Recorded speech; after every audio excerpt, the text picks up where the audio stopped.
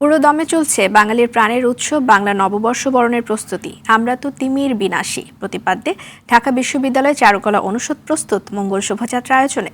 এবার শোভাযাত্রার পরিধি বাড়বে। পয়লা বৈশাখ ঈদের পর হওয়ায় উৎসব আয়োজনে ব্যাপকতার আশা আয়োজকদের। সাকিবুর রহমানের রিপোর্ট, ছবি তুলেছেন নিহান নন্দী। বিদায় নিচ্ছে চৈত্র, দরজায় কড়া নাড়ছে বাংলা নতুন বছর। প্রকৃতিতে রুক্ষ রূপ আর কালবৈশাখীর হানা জানান দিচ্ছে বৈশাখ এসে গেছে। তাই তো নতুন বছর 1431কে বরণ করতে শেষ বেলার প্রস্তুতিতে ব্যস্ত ঢাকা বিশ্ববিদ্যালয়ের চারুকলার শিক্ষার্থীরা। বাংলা বর্ষবরণের অন্যতম আকর্ষণ মঙ্গল শোভাযাত্রার আয়োজনের প্রস্তুতিও প্রায় শেষ। কেউ পেঁচা, কেউ কাগজের পাখি, কেউ বা ব্যস্ত বাঘের আদলে মুখোশ তৈরিতে।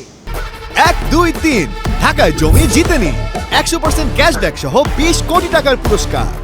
ঢাকা বিশ্ববিদ্যালয় চারুকলা প্রাঙ্গণে এখন যেন কারো দম ফেলার সময় নেই। এই কাজটা সম্পূর্ণ আমরা নিজেরাই করি। চারুকলা শিক্ষার্থীরা সবাই ঈদের বন্ধে অনেকে বাড়িতে যাবে, তো ওই সময়ের আগে যাতে আমাদের কাজ যতটুকু আগায় নেওয়া যায় ওই চেষ্টায় আমরা আছি।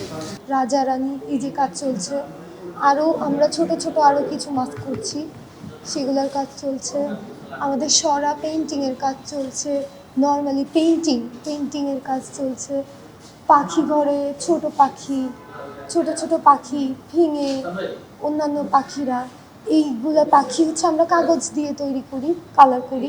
ফুল আছে, পাখি আছে, ওগুলোর কাজ চলছে। ওটা হচ্ছে আমাদের পাখি ঘর বলে। আমরা তো তিমির বিনাশী স্লোগানে অন্ধকার শক্তির বিরুদ্ধে হবে এবারের মঙ্গল শোভাযাত্রা। রিক্সা চিত্রকে প্রাধান্য দিয়ে দেয়াল চিত্র থেকে শুরু করে নানা অবয়ব আর মুখোশ তৈরিতে ব্যস্ত চারুকলার শিক্ষার্থীরা। আমাদের মঙ্গল শোভাযাত্রার জন্য স্ট্রাকচারের কাজও রেডি হচ্ছে। প্রায় 5টি স্ট্রাকচার রেডি আছে আমাদের।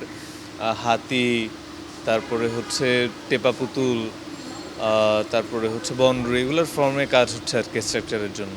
এবার মঙ্গল শোভাযাত্রার পরিধিও বাড়ছে। ঈদের ঠিক পরপরই আয়োজন বলে কিছুটা বেগ পেতে হচ্ছে। তবে সব কাজ সময় মতো শেষ হবে বলে আশা চারুকলা বিভাগের দিনের। মঙ্গল শোভাযাত্রা যেদিন আয়োজিত হবে সেই দিন যে আমাদের ছাত্রদের একটা বিপুল সংখ্যক অংশগ্রহণ থাকে, সেইটা আমাদের একটু ভাবাচ্ছে যে সেইখানে হয়তো একটু আমাদের ছাত্রদের সংখ্যাটা একটু কম থাকবে। তবুও আমরা অধিকাংশ ছাত্ররাই বলেছে যে তারা ঈদের পরের দিনই ফিরতে চেষ্টা করবে, হয়তো সেটাও সমস্যা দাঁড়াবে না। প্রতিবারের মতো বছরের প্রথম সূর্যোদয়ের সাথে সাথে ছায়ানটের আয়োজনে রমনা বটমূল এবারও মুখরিত হবে বাঙালিয়ানার মূর্ছনায়। আপন সাংস্কৃতিক শক্তিতে জেগে উঠবে বাঙালি, বরণ করে নিবে নতুন বছরকে।